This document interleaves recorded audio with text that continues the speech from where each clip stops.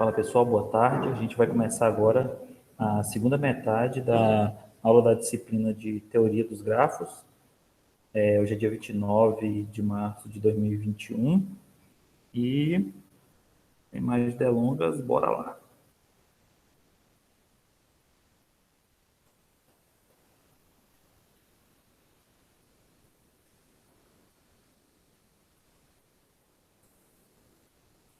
Estão conseguindo ver o slide que eu estou projetando? Sim, professor. Legal. Então, apesar de ser a 10ª aula da disciplina, né? Essa é a segunda parte da 10ª aula, o slide que a gente vai usar aqui é o slide da aula 8.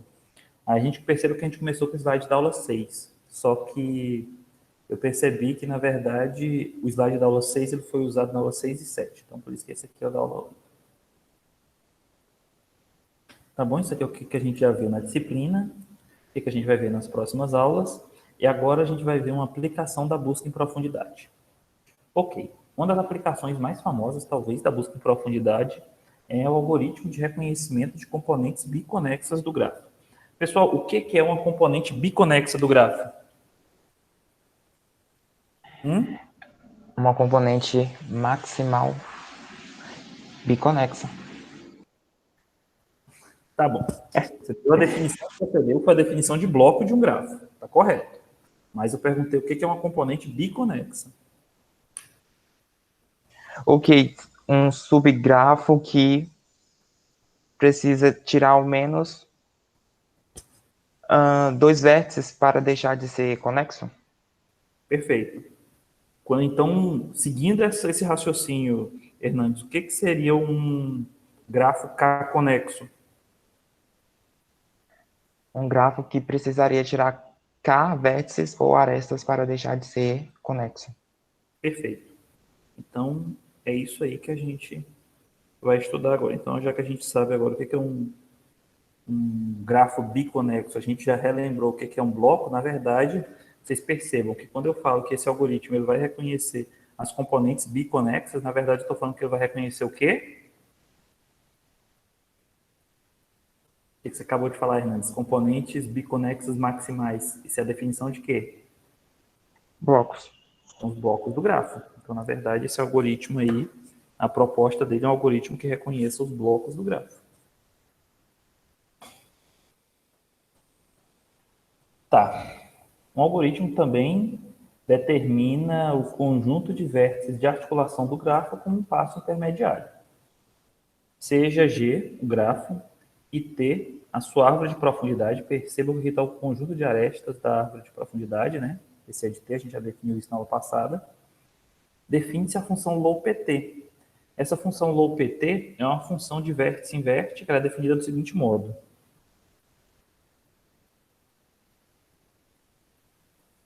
Para cada vértice do conjunto V de G, o LowPT é o vértice mais próximo da raiz T, que pode ser alcançado a partir de V, caminhando-se para baixo na árvore T, através de 0 ou mais arestas de árvore, e em seguida, utilizando no máximo uma aresta de retorno.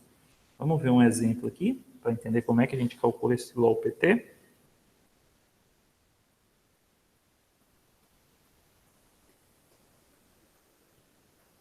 Parece que alguém falou no chat aqui.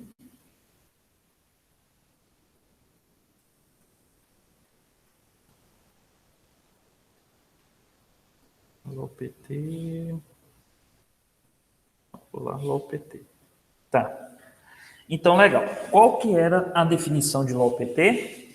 Dado que você está em um certo vértice, o LowPT desse vértice é o vértice, e dado que você vai caminhar desse vértice V para baixo usando 0 ou mais arestas de árvore, e você pega, no máximo, uma aresta de retorno, quem é o vértice mais próximo da raiz que você consegue alcançar. Esse é o LowPT. Tá. Dada essa definição, quem que seria, por exemplo, o LowPT de 1?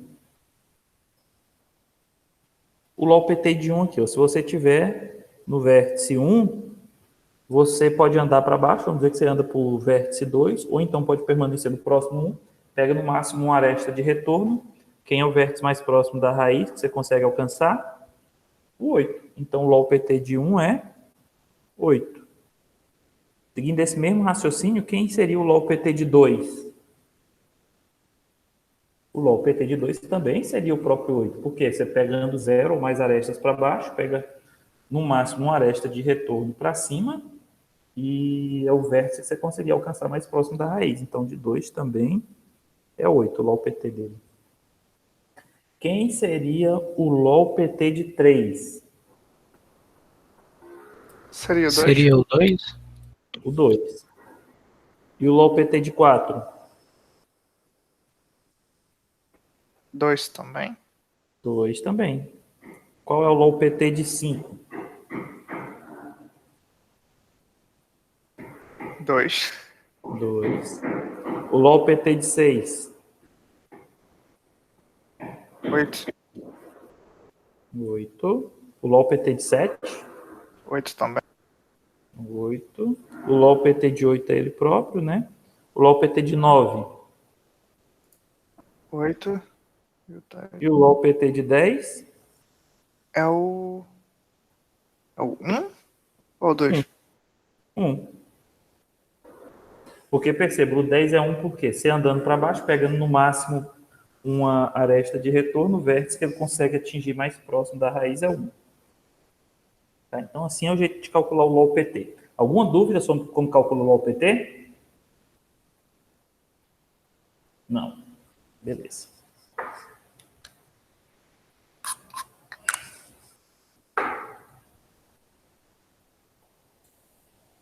Vai ter alguém falando no chat aqui? De buenas.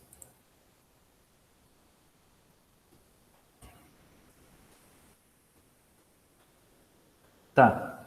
A gente viu o exemplo. Agora vamos ver como é que a gente determina as articulações de um grafo. Um teorema aqui. Acho que a gente consegue provar esse teorema. Seja G um gráfico conexo e ter uma árvore de profundidade de G, um vértice. O quê? Um vértice V é uma articulação, se somente se, V é raiz dessa árvore T, e V possui mais de um filho, ou V não é raiz de T, e V possui um filho, W, tal que o LOLPT de W é V ou W. Vocês entenderam esse teorema? Tira um print aí que a gente vai tentar fazer a demonstração dele. Tiraram o print já? Já, professor. Vamos tentar fazer. Esse aí não estava no script não, mas ele é bem importante. Eu acho bom a gente tentar fazer ele para entender como é que o algoritmo funciona. Vou fazer aqui embaixo. Tá bom. Não, vou fazer em outra folha que eu vou aproveitar isso aqui depois. Bem, o teorema é o seguinte.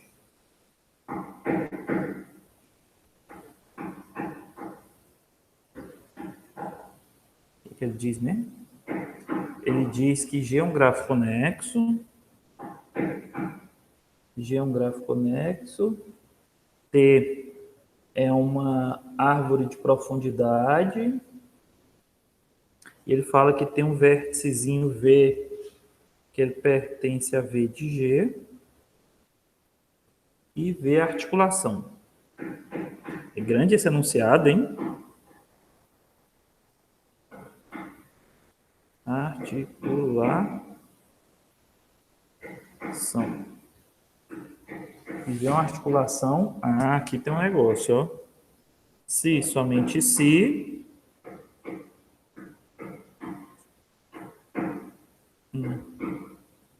V é raiz de T. Raiz e possui mais de um filho.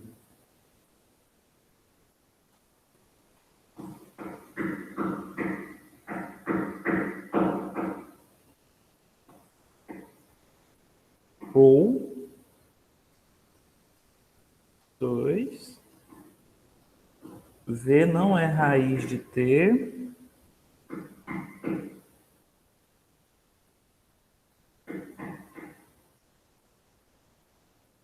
raiz de T e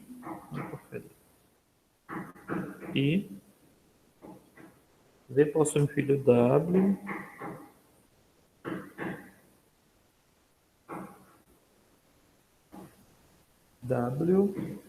tal que LOPT de W é V ou... Opa! Porcaria. V ou W. Tá. Vamos tentar fazer essa demonstração aqui, pessoal. Primeira coisa, que tipo de demonstração é essa? Bicondicional? Bicondicional. E o que eu tenho que fazer na demonstração do tipo bicondicional? A ida e a volta. Tem que fazer a ida e fazer a volta. Tá. Como é que seria a ida aqui?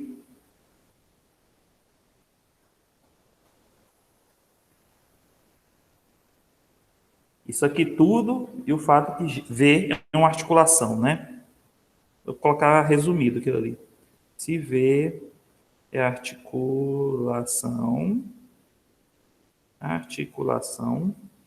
então ele tem que implicar em 1 e 2, né? Então, I e 2I.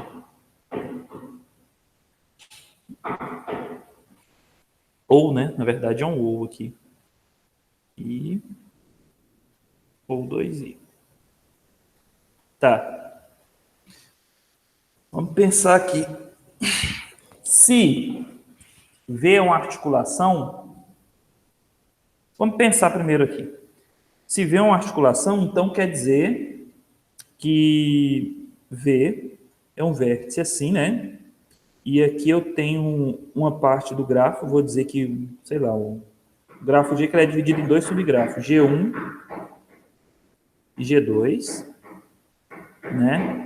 Onde quando eu removo... Isso tudo é um grafo G, só que quando eu removo V, eu crio mais uma componente conexa. Então, no mínimo, existem vértices aqui, vou chamar de T, né? Em G1, e, sei lá, o Z em G2, e quando eu removo o V, vai surgir outra componente conexa e vou desconectar. E se V é articulação, então todo caminho que existia entre T e Z tem que passar por V. Concorda com isso que eu falei? Sim ou não? Sim. Ok.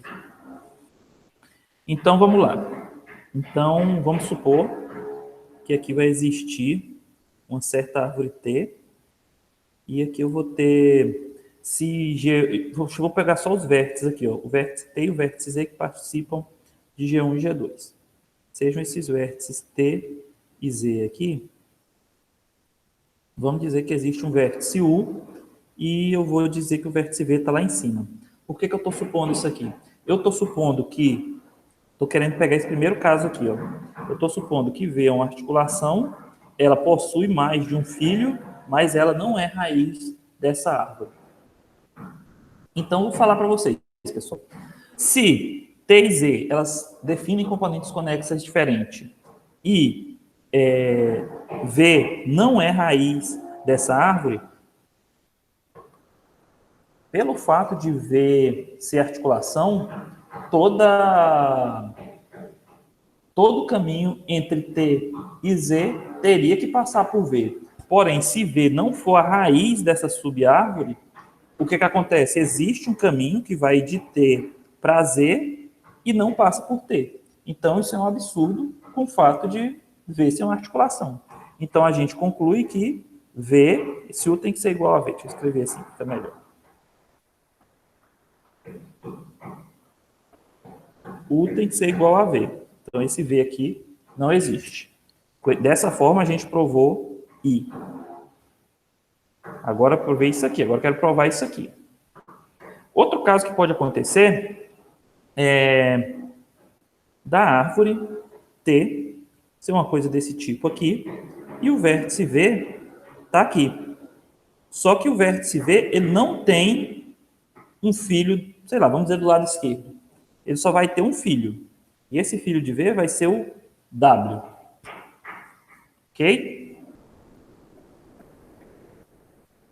Se essa árvore T é uma árvore de busca e profundidade, e a gente sabe que V é uma articulação, vou dizer que aqui tem uma subárvore em W, hein? Pergunta para vocês.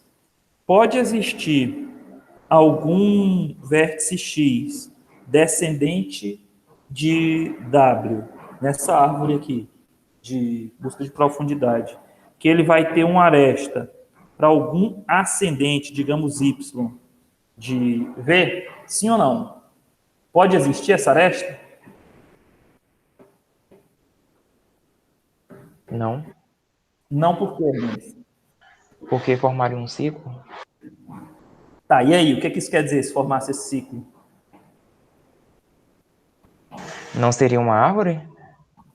Não, mas a árvore, que a gente viu, a árvore de profundidade, ela tem ciclo.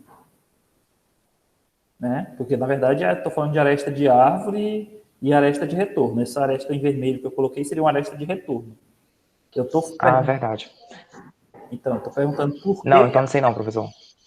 Então, essa aresta de retorno, ela não existe por quê? V não é articulação? Pelo que a gente está supondo do enunciado, V não é articulação? Sim. Então, se V é articulação, então o único caminho que existe... Então, quer dizer que se eu remover V, o grafo torna-se desconexo. Porém, se existir esse caminho aqui entre Y e X, um ascendente de V para um descendente de W, o que isso quer dizer? Quer dizer que existem dois caminhos, né? Na verdade, que liga essas duas componentes conexas. Essa parte aqui e isso aqui. Isso é um absurdo com o fato de eu supor que eu supus que V era uma articulação, ok? Bem, mas se isso é verdade, então não pode existir, se V é articulação, e o caso que eu estou estudando é esse aqui, não pode haver aresta de descendente de W para ascendente de V. Então, as arestas dos descendentes de W, quem que eles alcançam, no máximo?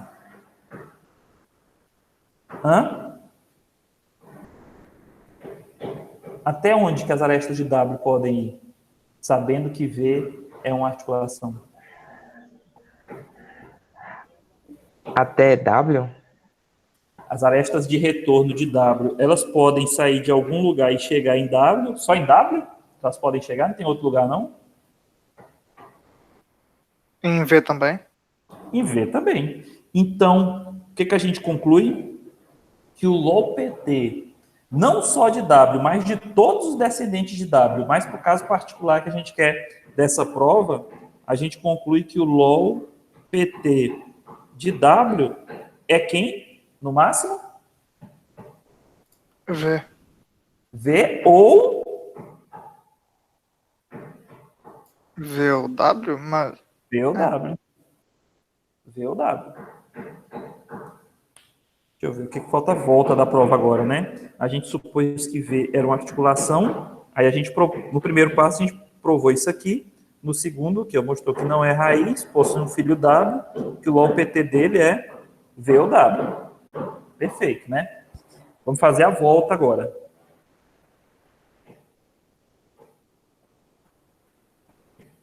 Como é que é a volta dessa jossa aqui? Eu vou pegar isso aqui. Aqui não, peguei a ferramenta errada. Vou fazer para eu escrever a volta ali.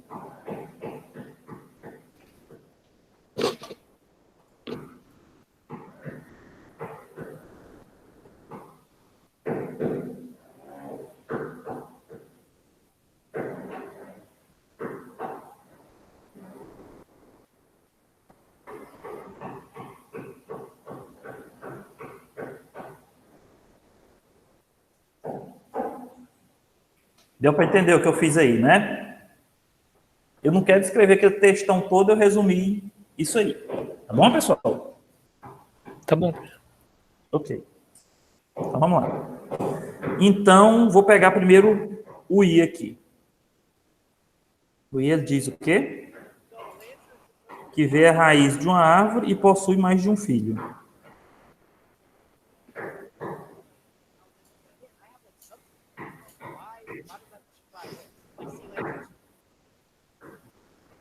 Só isso?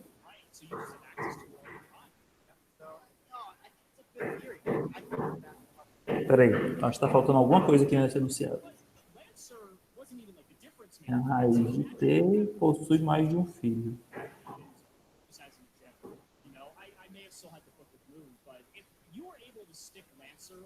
Tem alguém que está com... Eu acho que é o Bruno. Está ouvindo um videogame, alguma coisa aí. Está atrapalhando aqui, Bruno.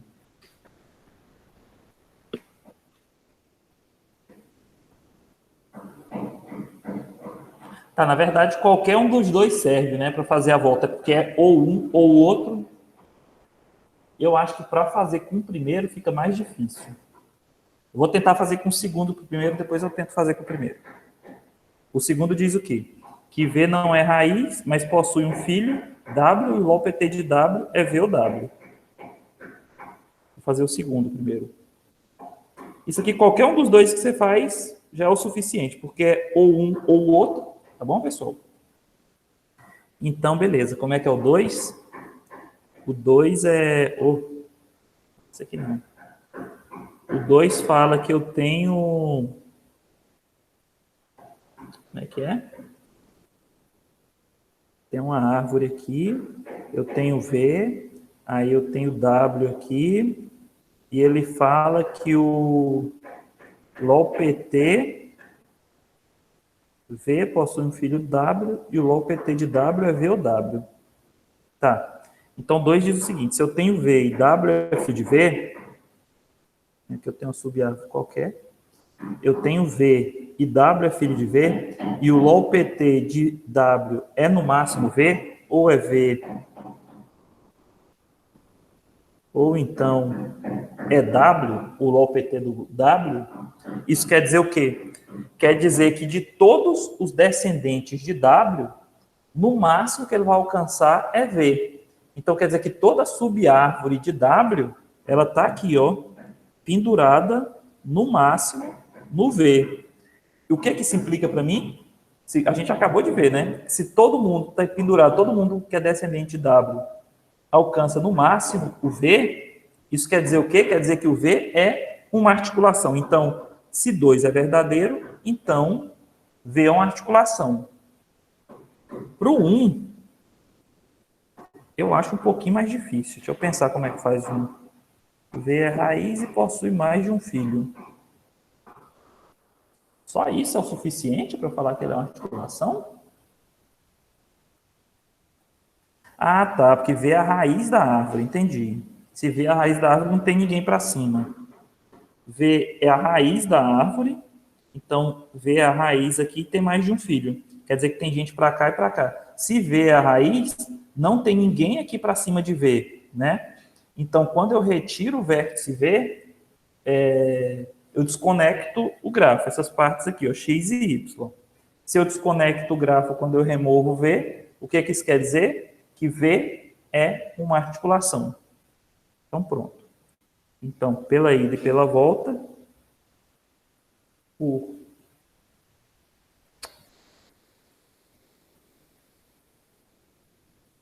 ida e volta, a gente mostrou o quê?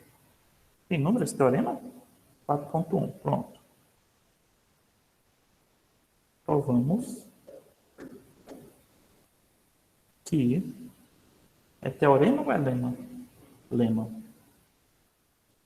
O lema 4.1 é verdadeiro.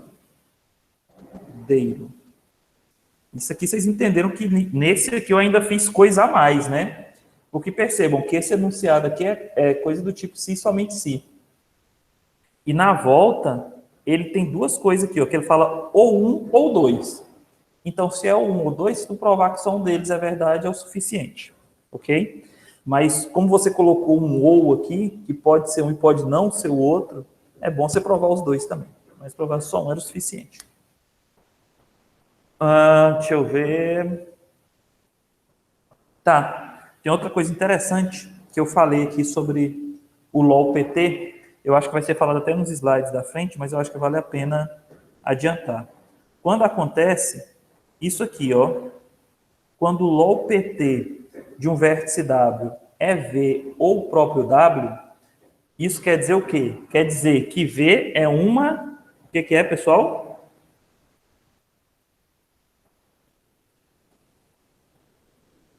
Articulação. E W recebe um nome especial aqui também, que é de demarcador. Que nesse caso, W vai demarcar uma articulação. Ou seja, existem vértices V e W, V é articulação, W é demarcador, quando V é filho de W, e o LOL-PT de W é V ou W. Compreendido? Sim ou não, pessoal? Sim, professor. Vou voltar para os slides aqui.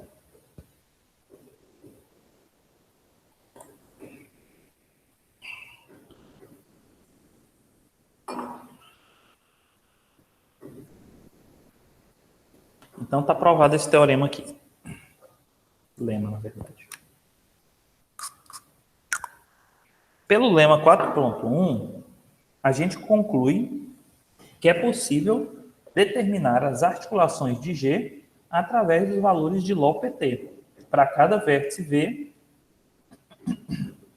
V pertencente a V de G. Como é que é, pessoal? Através desse teorema, como é que a gente vai encontrar a articulação usando o LOL-PT?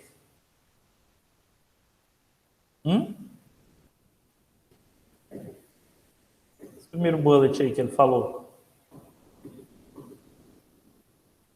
Estão ouvindo, pessoal?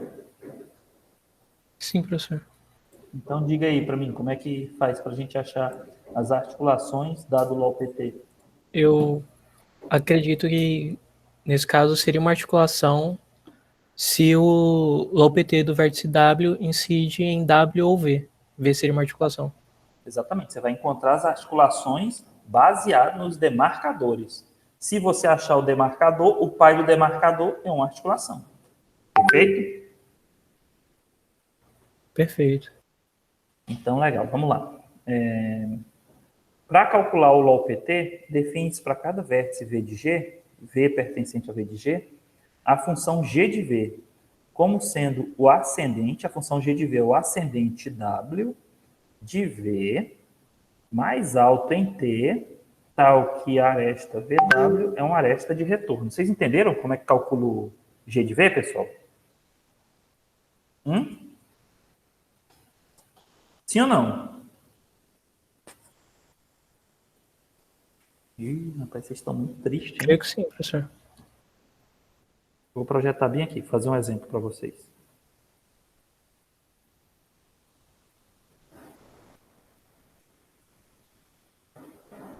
Deixa eu ver, será que tem um exemplo aqui? Dá para reaproveitar? Ótimo, esse bem aqui, vou reaproveitar ele. Esse caso aqui, a gente achou a função LOL-PT de V, né? Vou pegar só alguns para a gente ver. Opa. Tá. Se ao invés de achar a função LOL-PT, eu quisesse achar a função G de V. Vou pegar para alguns vértices só. 1, 2... sei lá, 5. Tem mais aqui. 10. Quem que seria o G de V de 1, pessoal?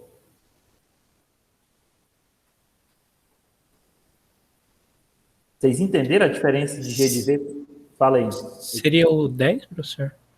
De 1, não.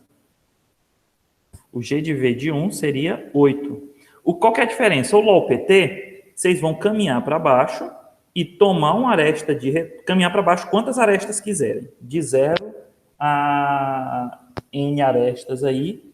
E pegar uma aresta de retorno no máximo, uma aresta de retorno. E o vértice que vocês pegarem mais próximo da raiz, esse é o LOL-PT. O que é o G de V? O G de V, a única diferença é que vocês não vão fazer isso aqui, ó. Não vão fazer o caminho para baixo. Dado que você está no vértice V, você vai pegar a sua aresta de retorno, o quão próximo você chega da raiz. Obviamente, se você não tiver aresta de retorno, então o G de V vai ser o próximo vértice V. Compreendido? Entendido. Tá, então eu vou pegar outro bem aqui, só para a gente ver. Eu vou... Quem seria o G de V do vértice 9? É o próprio 9? O próprio 9, porque não tem aresta de retorno. Quem é o G de V do vértice 2? É o 8. Do 5? É o 2. E do 10? Do 10 seria o 1.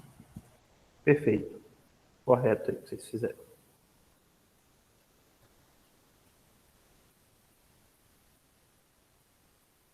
Vou voltar para os slides aqui e depois, se precisar, a gente volta.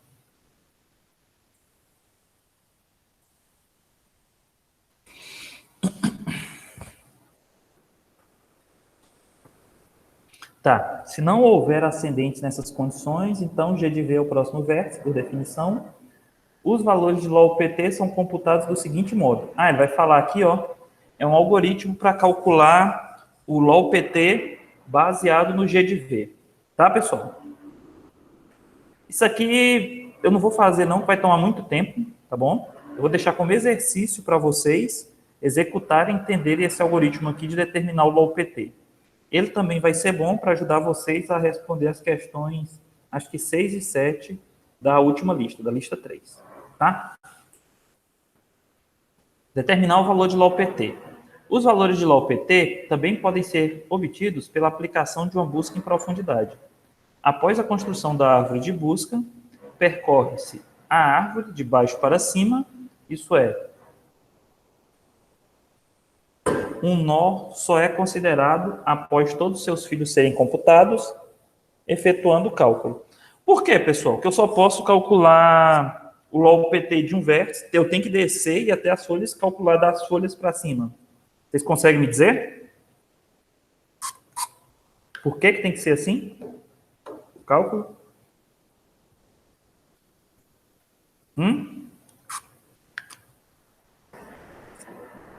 Ajuda Hernandes, ajuda Bruno, ajuda Heitor.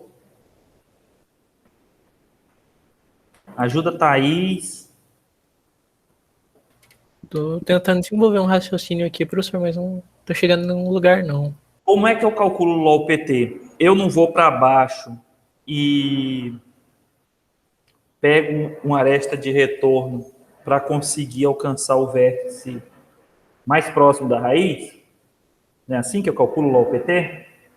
Se eu viesse calculando de cima para baixo, qual que era o problema que isso ia dar? Vamos dizer que eu tenho um vértice X ali. Se eu calculei o LOL-PT desse vértice X, desde esse ponto aqui, ó, vamos dizer que o LOL-PT de X é Y, que está em cima. Aí, depois eu desci e vi que tem um descendente de X que ele alcança acima de Y. Vocês entenderam que eu vou ter que atualizar o LOL-PT de X por causa dessa característica desse descendente? Porque ele tem uma aresta de retorno que vai acima de Y. Conseguiram entender? Entendi, professor. Entendeu? Já se eu faço isso das folhas para a raiz, eu não tenho esse problema, porque se eu sei que eu estou na folha, o máximo que eu vou conseguir é quem? Se tiver uma aresta de retorno, é o valor da aresta de retorno. Se não tiver, é o próprio vértice. Aí, uma vez que eu sei o LOL-PT das folhas, eu posso calcular dos pares das folhas, assim sucessivamente até chegar na raiz. Tá. Para determinar as componentes biconexas a partir dos vértices de articulação, novamente recorremos à busca em profundidade. Tá, a gente vai calcular as componentes biconexas agora. Sejam VW vértices de G, tal que V é pai de W em T, e o LOL-PT de W é V ou W. W é chamado de demarcador. Isso que devia estar em negrito, hein? É demarcador de V. Uma articulação é pai de um ou mais demarcadores. Além disso, todos os filhos da raiz da busca também são demarcadores. Eles podem ser determinados sem dificuldade, dada a árvore T e uma função LOPT. E a função LOPT.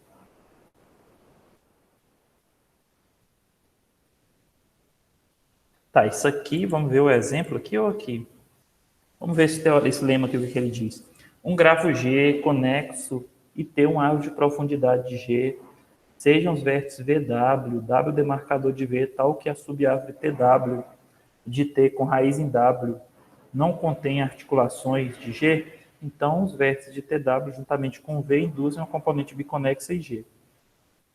Demonstração: o único vértice de G que não pertence à subárvore TW, adjacente a algum vértice TW, é precisamente a articulação V. Exemplo à parte. Vamos ver aqui se eu sei fazer esse exemplo.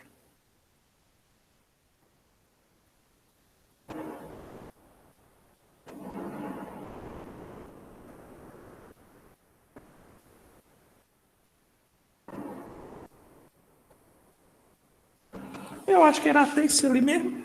Eu queria. Espera aí.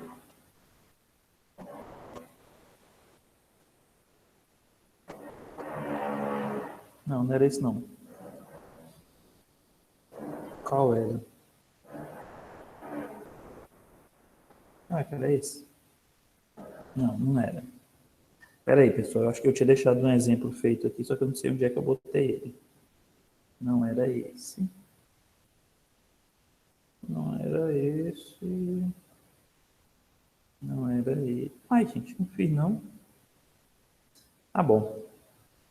Aí esse aqui mesmo. Eu acho que eu fiz alguma coisa errada. O que eu faço aqui? Eu vou copiar essa árvore aqui e vou fazer a parte.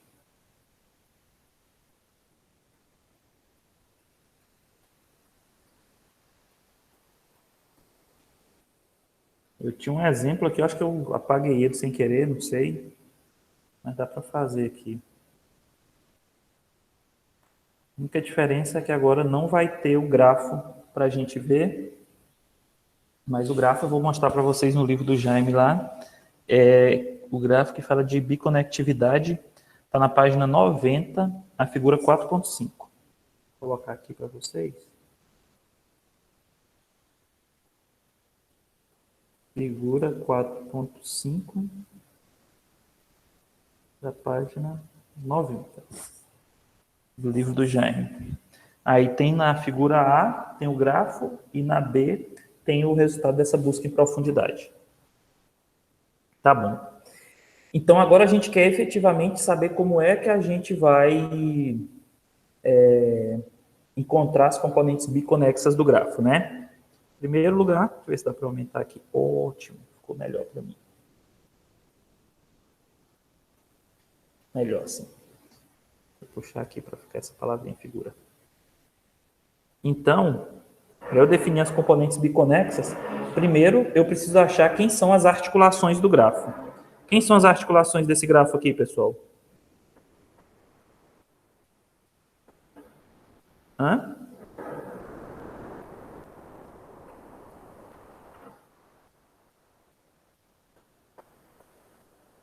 Pessoal, quem são as articulações desse grafo?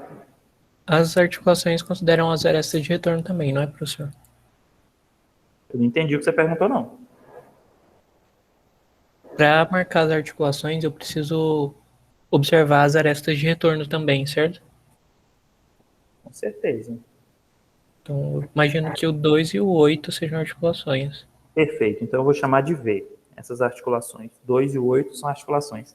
Agora, quem são? Para você achar a componente biconexa, achar a articulação é suficiente? Não. Você precisa achar quem também? Os demarcadores.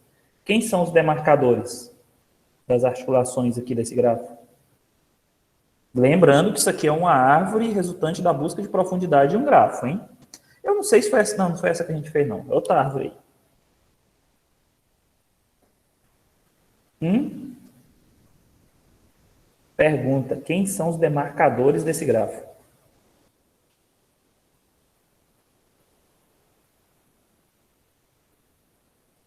Quem que são os demarcadores das articulações, pessoal?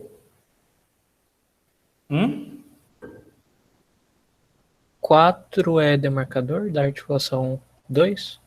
4 é. Achou um demarcador. Vou chamar de W esse demarcador aqui. 4 é demarcador, correto. Quem mais? Vou fazer o contrário bem aqui. Teve uma coisa que eu não gostei, não. Vou pegar esse aqui. Vou apagar. Opa! Vou apagar esse aqui. Esse 3 vou fazer aqui por baixo, para não atrapalhar a minha vida. Parece colocar cor diferente, né? Tá. Quem mais é demarcador, pessoal?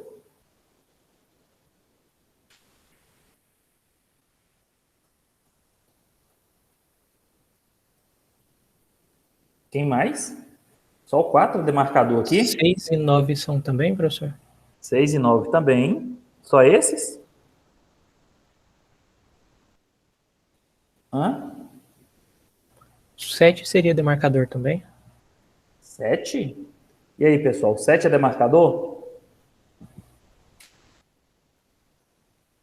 7 não é demarcador por quê?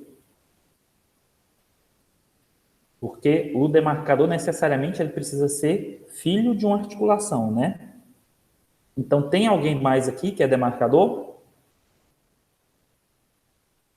O 10? Ah, o 10 é filho da articulação, mas ele é demarcador?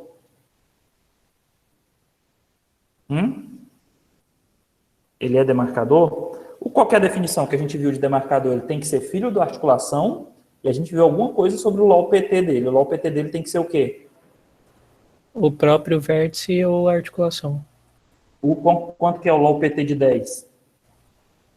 Aí é 1. Então, ele é demarcador? Não. Não. Então, o 10 não é demarcador. Alguém falou 1 aí. O 1 é demarcador, pessoal? Eu creio que não, porque ele não é filho de articulação. Perfeito. Então, está respondido aí, Bruno. O 1 não é demarcador porque ele não é filho de articulação. Quando a gente fala em filho, a gente tem que olhar para arestas de árvore. Ok? Tá ok? Então, beleza. Uma vez que a gente achou os demarcadores das articulações, a gente vai ver o quê? A gente agora vai ver as árvores TW, que são as árvores que estão, qual que é a palavra? Hospedadas, que estão enraizadas em TW. Então, tem um W aqui, um W aqui e um W aqui. Então, eu vou onde tinha o W, que era o demarcador, eu vou tomar uma árvore TW. Essa árvore TW é a árvore T que está enraizada nesse vértice W. Eu vou dar nome diferente para eles. Vou chamar de W1, W2 e W3, que são subárvores diferentes, tá? Meu Deus, mas tá feio esse 3. Não é só o 3, não. O 2 também tá horrível, né? Vamos combinar. Não vou falar que tem mais coisa horrível, senão vocês vão começar a criticar minha caligrafia e não vai seguir a aula, né? Beleza. Então, T1, T2 e T3 são as subárvores enraizadas nos vértices demarcadores.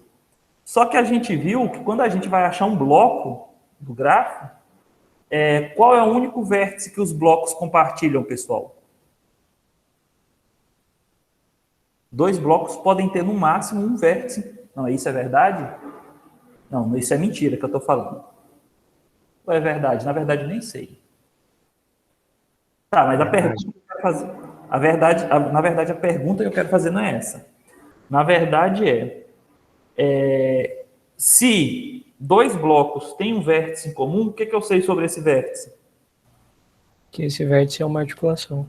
É uma articulação. Então, beleza.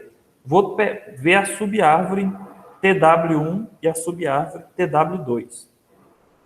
Se eu tomar, por exemplo, a subárvore TW2, se eu pegar todo mundo que é filho de TW2, vai ser um bloco do grafo, sim ou não? Eu pegar o 6 e o 7 ali. Creio que sim. Não é. Por quê? Qual que é a definição de bloco do grafo, Hernandes? Bloco maximal biconexo. Componente biconexa maximal. Bloco. Isso. E se eu pego só o 6 e o 7, ele pode até ser uma componente biconexa. Na verdade, nem é, porque quando eu tiro, ele vira o K1. Mas não seria maximal, porque quem que faltou nele ali para ele ser maximal? Junto com o 6 e o 7, teria que colocar mais quem para ele ser um componente biconexa maximal? Ajuda, galera. O 8? O 8. Então, aqui, ó, essa aqui é a primeira componente biconexa que a gente definiu. O TW3 agora.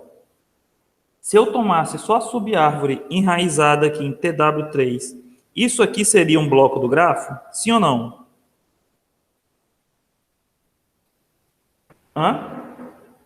Não, Não por quê?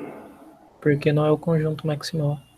Porque ele não é uma componente biconexa maximal. Então, quem que eu tenho que colocar aqui para ele ser essa componente biconexa maximal? O 2. O 2. Então, na verdade, isso aqui seria isso aqui, ó. Essa componente biconexa maximal. Legal. E quem que seria a componente biconexa maximal TW1, pessoal?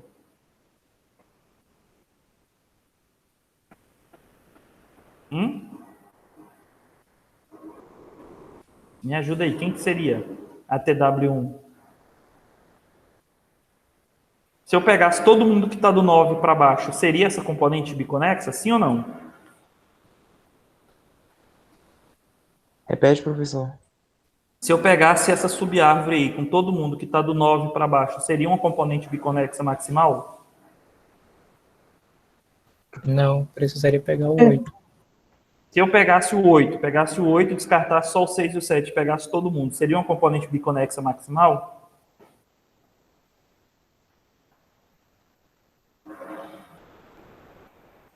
Sim ou não? Não. Por que que ele não seria uma componente biconexa? Porque eu ia ter o 2 ali, que se eu removesse o 2, eu ia o quê? A subárvore TW3 ia ficar desconectada. Então, por causa do vértice 2, não seria uma componente biconexa maximal se eu pegasse essa parte de baixo. Então, o que que acontece? A árvore TW3 vai ficar de fora da componente biconexa maximal TW1. Porém, o 2 entra, sim ou não? Sim, O 2 entra. E o 8 vai entrar, sim ou não? também. O 8 também entra. Por que que se eles não entrassem, o que que ia acontecer? Não seria o conjunto maximal. Não seria uma componente biconexa maximal. Na verdade, se o 2 não entrasse, eu acho que nem seria uma componente biconexa. Tá. Então, a outra componente biconexa aqui seria essa aqui. TW1, TW2, TW3. Deu para visualizar bem as três componentes biconexas, pessoal? Sim ou não? Deu. Deu? Vocês querem que eu desenhe o grafo aqui para vocês conseguirem enxergar essa componente biconexa no grafo ou não precisa? Tem no livro do Jaime, página 90, essa referência que eu dei aqui, ó. Mas se vocês quiserem, eu desenho daqui, para vocês enxergar direitinho as componentes biconexas. Precisa, sim ou não? Acho que não precisa, já que tem referência, professor. Legal. Então, vocês dão uma olhada no livro lá depois. Também acho que não precisa, não. E assim, para falar a verdade, eu acho que dá para enxergar bem olhando só para a árvore de busca em profundidade. Se vocês não estiverem enxergando isso aí, sugiro que efetuem o algoritmo de busca em profundidade sobre a árvore, sobre o grafo, e analisem a árvore. Aí vocês vão entender tranquilo.